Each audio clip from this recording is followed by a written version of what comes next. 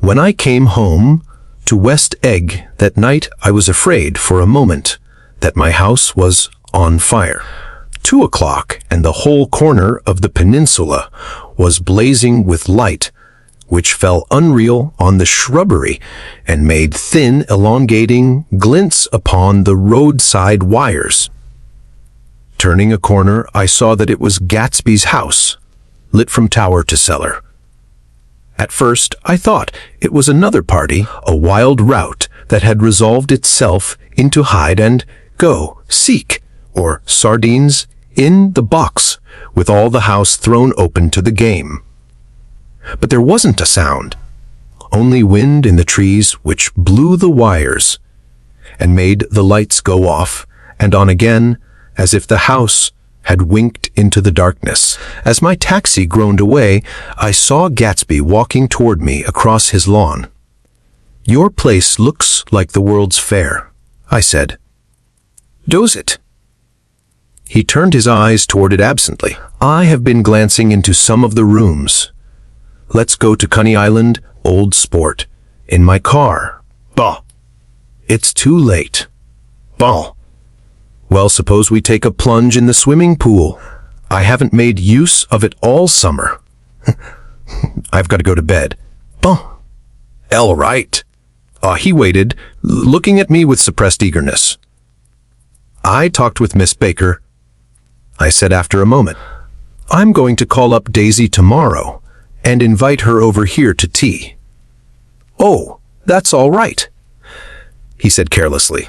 "I don't want to put you to any trouble." "What day would suit you?" "Well, what day would suit you?" He corrected me quickly. "I don't want to put you to any trouble, you see."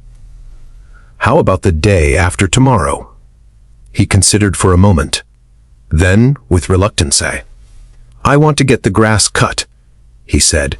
We both looked at the grass. There was a sharp line where my ragged lawn ended and the darker, well-kept expanse of his began. I suspected that he meant my grass. "There's another little thing," he said uncertainly and hesitated. "Would you rather put it off for a few days?" I asked. "Oh, it isn't about that, at least." He fumbled with a series of beginnings. "Why?" I thought. "Why? Look here, old sport. You don't make much money, do you?" "Not very much." This seemed to reassure him, and he continued more confidently. "I thought you didn't, if you'll pardon my. You see, I carry on a little business on the side, a sort of sideline, you understand. And I thought that if you don't make very much, you're selling bonds, aren't you, old sport?" "Trying to." "Well, this would interest you. It wouldn't take up much of your time, and you might pick up a nice bit of money. It happens to be a rather confidential sort of thing. I realize now that under different circumstances, that conversation might have been one of the crises of my life. But because the offer was obviously and tactlessly for a service to be rendered, I had no choice except to cut him off there. "I've got my hands full," I said. "I'm much obliged, but I couldn't take on any more work." "You wouldn't have to do any business with Wolfsheim." Evidently, he thought that I was shying away from the connection mentioned at lunch, but I assured him he was wrong. He waited a moment longer, hoping I'd begin a conversation, but I was too absorbed to be responsive, so he went unwillingly home. The evening had made me light, headed and happy. I think I walked into a deep sleep as I entered my front door. So I didn't know whether or not Gatsby went to Coney Island or for how many hours he glanced into rooms. While his house blazed gaudily on, I called up Daisy from the office next morning and invited her to come to tea. "Don't bring Tom," I warned her. What? Don't bring Tom." Who is Tom?" she asked innocently. The day agreed upon was pouring rain. At 11 o'clock, a man in a raincoat dragging a lawn. Mauer tapped at my front door and said that Mr. Gatsby had sent him over to cut my grass. This reminded me that I had forgotten to tell my Finn to come back, so I drove into West Egg Village to search for her among soggy white, washed alleys and to buy some cups and lemons and flowers. The flowers were unnecessary, for at 2 o'clock a greenhouse arrived from Gatsby's, with innumerable receptacles to contain it. An hour later the front door opened nervously, and Gatsby in a white flannel suit, silver shirt and gold-colored tie hurried in. He was pale, and there were dark signs of sleeplessness beneath his eyes. "Is everything all right?" he asked immediately. "The grass looks fine, if that's what you mean." "Oh!" "What grass?" he inquired blankly. "Oh, the grass in the yard." He looked out the window at it, but judging from his expression, I don't believe he saw a thing. "Looks very good," he remarked vaguely. One of the papers said they thought the rain would stop about 4. I think it was the Journal. "Have you got everything you need in the shape of tea?" I took him into the pantry, where he looked a little reproachfully at the Finn. Together we scrutinized the 12 lemon cakes from the delicatessen shop. "Will they do?" I asked. "Oh, of course, they're fine."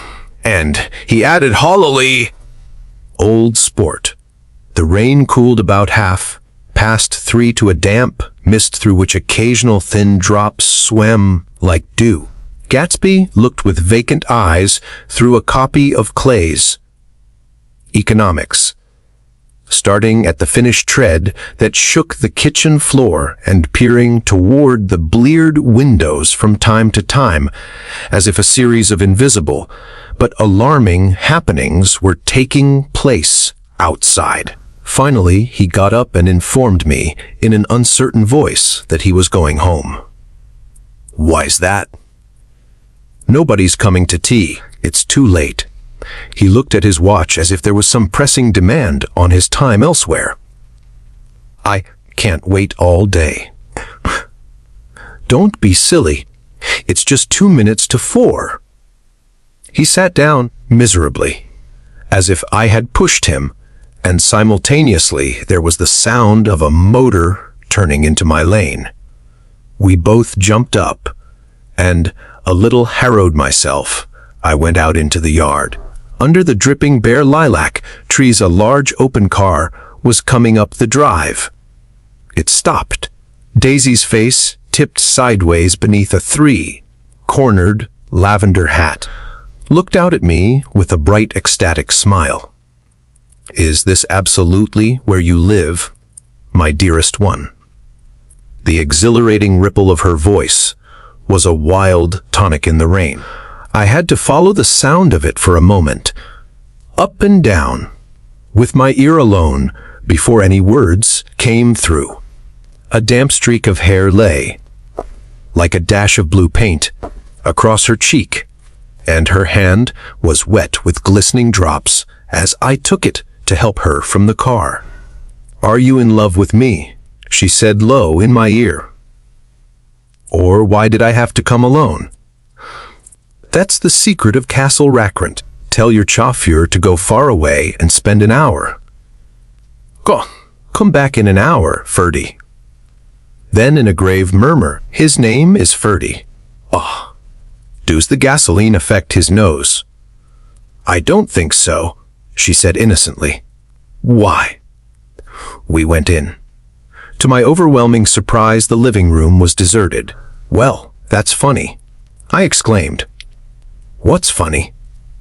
She turned her head as there was a light, dignified knocking at the front door.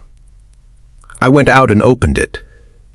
Gatsby, pale as death, with his hands plunged like weights in his coat pockets, was standing in a puddle of water glaring tragically into my eyes. With his hands still in his coat pockets, he stalked by me into the hall, turned sharply, as if he were on a wire, and disappeared into the living room. It wasn't a bit funny. Aware of the loud beating of my own heart, I pulled the door to against the increasing rain. For half a minute, there wasn't a sound. Then, from the living room, I heard a sort of choking murmur, and part of a laugh followed by Daisy's voice, on a clear artificial note. "I certainly am awfully glad to see you again." A pause. It endured horribly. I had nothing to do in the hall, so I went into the room. Gatsby, his hands still in his pockets, was reclining against the mantelpiece in a strained counterfeit of perfect ease, even of boredom. His head leaned back so far that it rested against the face of a defunct mantelpiece clock, and from this position his distraught eyes stared down at Daisy, who was sitting frightened but graceful on the edge of a stiff chair. "We've met before," muttered Gatsby. His eyes glanced momentarily at me, and his lips parted with an abortive attempt at a laugh. Luckily, the clock took this moment to tilt dangerously at the pressure of his head, whereupon he turned and caught it with trembling fingers and set it back in place. Then he sat down, rigidly, his elbow on the arm of the sofa and his chin in his hand. "I'm sorry about the clock," he said. My own face had now assumed a deep tropical burn. I couldn't muster up a single commonplace out of the 1,000 in my head. "It's an old clock," I told them idiotically. I think we all believed for a moment that it had smashed in pieces on the floor. "We haven't met for many years," said Daisy, her voice as matter of fact as it could ever be. "5 years next November." The automatic quality of Gatsby's answer set us all back at least another minute. I had them both on their feet, with the desperate suggestion that they help me make tea in the kitchen, when the demoniac Finn brought it in on a tray. Amid the welcome confusion of cups and cakes, a certain physical decency established itself. Gatsby got himself into a shadow, and while Daisy and I looked conscientiously from one to the other of us with tense, unhappy eyes. However, as calmness wasn't an end in itself, I made an excuse at the first possible moment and got to my feet. "Where are you going?" demanded Gatsby in immediate alarm. "I'll be back. I've got to speak to you about something before you go." He followed me wildly into the kitchen, closed the door and whispered, "Oh God," in a miserable way. "What's the matter?" "This is a terrible mistake," he said, shaking his head from side to side. "A terrible, terrible mistake. You just embarrassed, that's all." And luckily I added, "Daisy's embarrassed too." "She's embarrassed," he repeated incredulously. "Just as much as you are. Don't talk so loud. You're acting like a little boy," I broke out impatiently.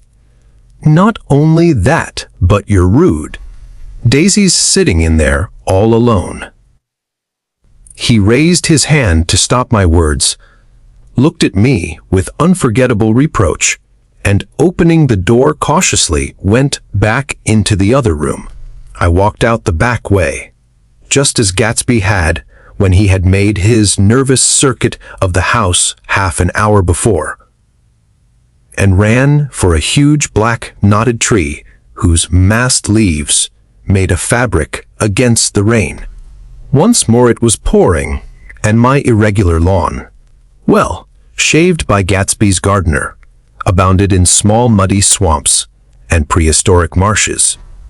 There was nothing to look at from under the tree except Gatsby's enormous house, so I stared at it, like Kant at his church steeple, for half an hour. A brewer had built it early in the period craze, a decade before, and there was a story that he'd agreed to pay 5 years' taxes on all the neighboring cottages if the owners would have their roofs thatched with straw.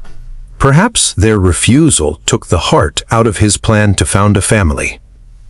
He went into an immediate decline. His children sold his house with the black wreath still on the door. Americans, while occasionally willing to be serfs, have always been obstinate about being peasantry. After half an hour the sun shone again, and the grocer's automobile rounded Gatsby's drive with the raw material for his servants' dinner. I felt sure he wouldn't eat a spoonful. A maid began opening the upper windows of his house, appeared momentarily in each, and, leaning from a large central bay, spat meditatively into the garden. It was time I went back.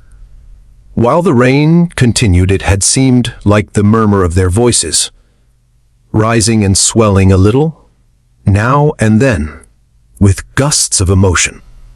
But in the new silence, I felt that silence had fallen within the house too. I went in, after making every possible noise in the kitchen short of pushing over the stove.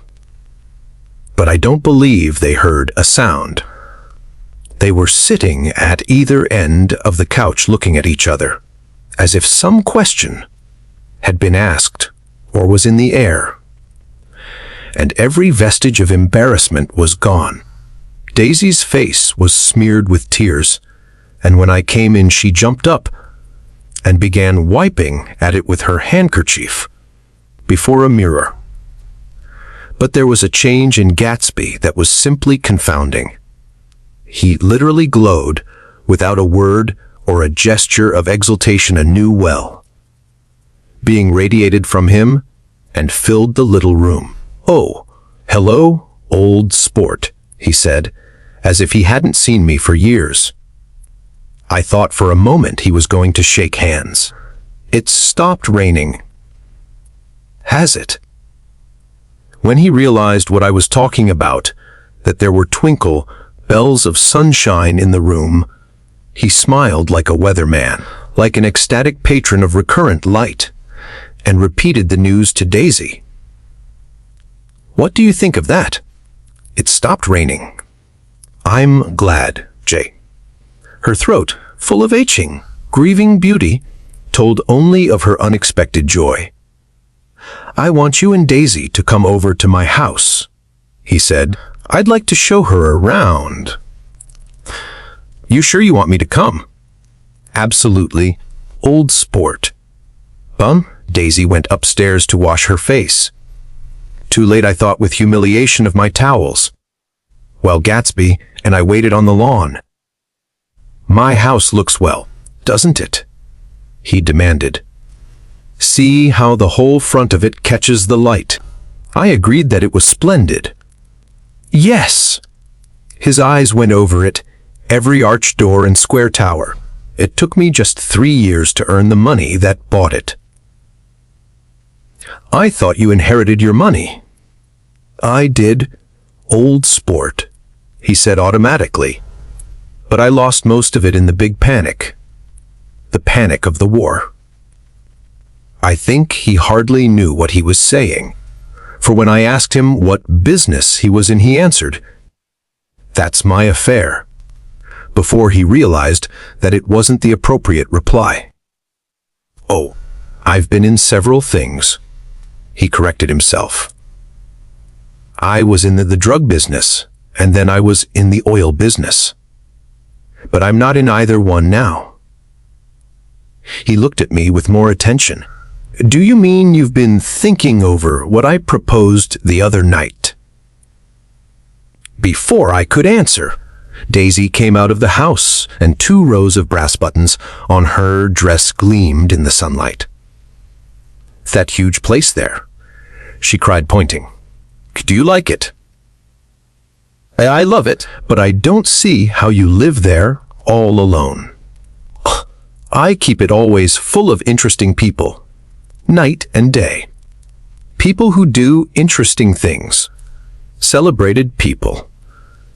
Instead of taking the short cut along the Sound, we went down the road and entered by the big postern. With enchanting murmurs, Daisy admired this aspect, or that of the feudal silhouette against the sky. Admired the gardens, the sparkling odor of jonquils, and the frothy odor of hawthorn and plum blossoms, and the pale gold odor of kiss me at the gate. It was strange to reach the marble steps and find no stir of bright dresses in and out the door, and hear no sound but bird voices in the trees.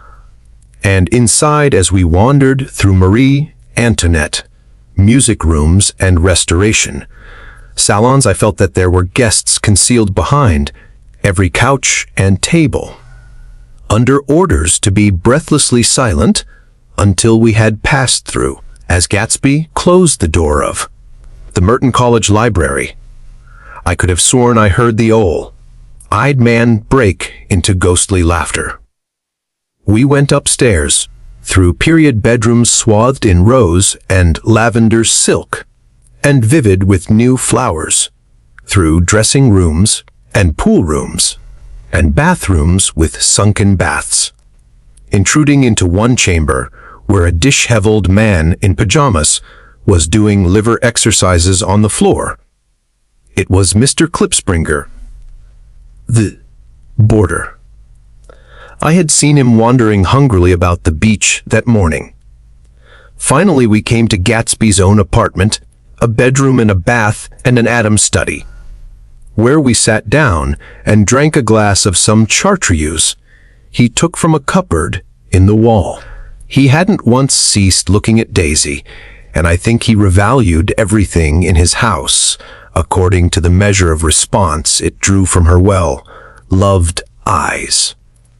Sometimes, too, he stared around at his possessions in a dazed way, as though in her actual and astounding presence, none of it was any longer real. Once he nearly toppled down a flight of stairs. His bedroom was the simplest room of all, except where the dresser was garnished with a toilet set of pure, dull gold. Daisy took the brush with delight and smoothed her hair, whereupon Gatsby sat down and shaded his eyes and began to laugh. "It's the funniest thing, old sport," he said hilariously. "I can't. When I try to." He had passed visibly through 2 states and was entering upon a third. After his embarrassment and his unreasoning joy, he was consumed with wonder at her presence. He had been full of the idea so long, dreamed it right through to the end, waited with his teeth set, so to speak, at an inconceivable pitch of intensity. Now, in the reaction, he was running down like an overwhelmed clock. Recovering himself in a minute, he opened for us 2 hulking patent cabinets, which held his massed suits and dressing, gowns and ties, and his shirts, piled like bricks in stacks a dozen high. I've got a man in England who buys me clothes. He sends over a selection of things at the beginning of each season, spring and fall bon. He took out a pile of shirts and began throwing them, one by one, before us, shirts of sheer linen and thick silk and fine flannel, which lost their folds as they fell and covered the table in many colored disarray. While we admired, he brought more, and the soft, rich heap mounted higher. Shirts with stripes and scrolls, and plaids in coral and apple, green and lavender and faint orange, with monograms of Indian blue. Suddenly, with a strained sound, Daisy bent her head into the shirts and began to cry stormily. They're such beautiful shirts," she sobbed, her voice muffled in the thick folds. "It makes me sad because I've never seen such beautiful shirts before." Oh. After the house, we were to see the grounds, and the swimming pool, and the hydroplane, and the midsummer flowers. But outside Gatsby's window, it began to rain again, so we stood in a row, looking at the corrugated surface of the Sound. "If it wasn't for the mist, we could see your home across the bay," said Gatsby. "You always have a green light that burns all night at the end of your dock." Daisy put her arm through his abruptly, but he seemed absorbed in what he had just said. Possibly it had occurred to him that the colossal significance of that light had now vanished forever.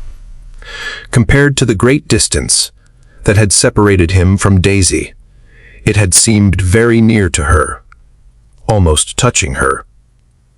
It had seemed as close as a star to the moon. Now it was again a green light on a dock. His count of enchanted objects had diminished by one. I began to walk about the room, examining various indefinite objects in the half-darkness. A large photograph of an elderly man in yachting costume attracted me, hung on the wall over his desk. "Who's this?" That's Mr. Dan Cody, old sport." The name sounded faintly familiar. "He's dead now. He used to be my best friend years ago." There was a small picture of Gatsby, also in yachting costume, on the bureau. Gatsby with his head thrown back defiantly, taken apparently when he was about 18. "I adore it," exclaimed Daisy. "The pompadour. You never told me you had a pompadour, or a yak dot." "Look at this," said Gatsby quickly. "Here's a lot of clippings. About you?" They stood side by side examining it. I was going to ask to see the rubies when the phone rang and Gatsby took up the receiver. "Yes." "Well, I can't talk now. I can't talk now, old sport." I said a small town. He must know what a small town is. Well, he's no use to us if Detroit is his idea of a small town. He rang off. "Come here quick," cried Daisy at the window. The rain was still falling, but the darkness had parted in the west, and there was a pink and golden billow of foamy clouds above the sea. "Look at that," she whispered. And then after a moment, "I'd like to just get one of those pink clouds and put you in it and push you around." I tried to go then, but they wouldn't hear of it. Perhaps my presence made them feel more satisfactorily alone. "I know what we'll do," said Gatsby. "We'll have Klipspringer play the piano." He went out of the room, calling Ewing, and returned in a few minutes accompanied by an embarrassed, slightly worn young man with shell-rimmed glasses and scanty blonde hair. He was now decently clothed in a sport shirt, open at the neck, sneakers and duck trousers of a nebulous hue. "Did we interrupt your exercises?" inquired Daisy politely. "I was asleep," cried Mr. Klipspringer in a spasm of embarrassment. "That is, I'd been asleep. Then I got up." "Klipspringer plays the piano," said Gatsby, cutting him off. "Don't you, Ewing, old sport?" "I don't play well. I hardly play at all. I'm all out of prass." "We'll go downstairs," interrupted Gatsby. He flipped a switch. The gray windows disappeared as the house glowed full of light. In the music room, Gatsby turned on a solitary lamp beside the piano. He lit Daisy's cigarette from a trembling match and sat down with her on a couch far across the room, where there was no light save what the gleaming floor bounced In from the hall, when Klipspringer had played The Love Nest, he turned around on the bench and searched unhappily for Gatsby in the gloom. I'm all out of practice, you see. I told you I couldn't play. I'm all out of press. Don't talk so much, old sport, commanded Gatsby. Play. In the morning, in the evening, ain't we got fun? Outside the wind was loud, and there was a faint flow of thunder along the sound. All the lights were going on in West Egg now. The electric trains, men carrying, were plunging home through the rain from New York. It was the hour of a profound human change, and excitement was generating on the air. One thing's sure and nothing's surer. The rich get richer and the poor get children. In the meantime, in between time, as I went over to say goodbye, I saw that the expression of bewilderment had come back into Gatsby's face, as though a faint doubt had occurred to him as to the quality of his present happiness. Almost 5 years! There must have been moments, even that afternoon, when Daisy tumbled short of his dreams. Not through her own fault, but because of the colossal vitality of his illusion. It had gone beyond her, beyond everything. He had thrown himself into it with a creative passion, adding to it all the time, decking it out with every bright feather that drifted his way. No amount of fire or freshness can challenge what a man will store up in his ghostly heart. As I watched him, he adjusted himself a little, visibly. His hand took hold of hers, and as she said something low in his ear, he turned toward her with a rush of emotion. I think that voice held him most with its fluctuating, feverish warmth because it couldn't be overdreamed. That voice was a deathless song. They had forgotten me. But Daisy glanced up and held out her hand. Gatsby didn't know me now at all. I looked once more at them, and they looked back at me, remotely, possessed by intense life. Then I went out of the room and down the marble steps into the rain, leaving them there together.